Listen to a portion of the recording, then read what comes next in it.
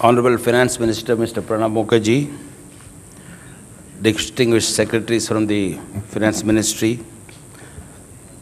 past presidents of CII, members of the National Council, let me on behalf of the CII National Council, sir, I would like to extend a very warm welcome to you and thank you for taking time of your busy schedule to be with us today.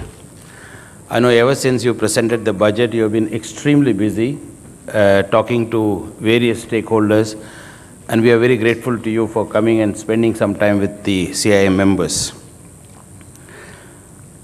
We all know that this is not a big bang budget,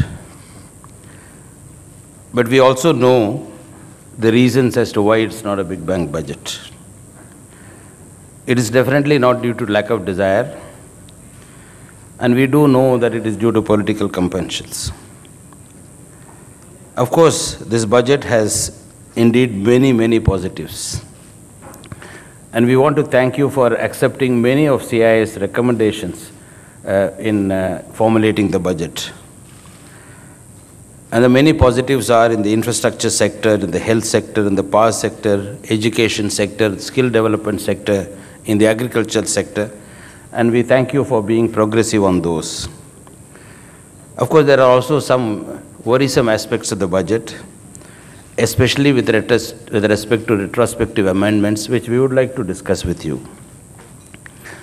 Overall, as an Indian looking forward to sustained growth,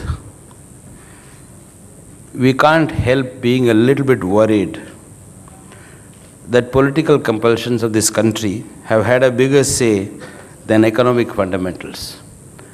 But we do know that is the state in which we live today.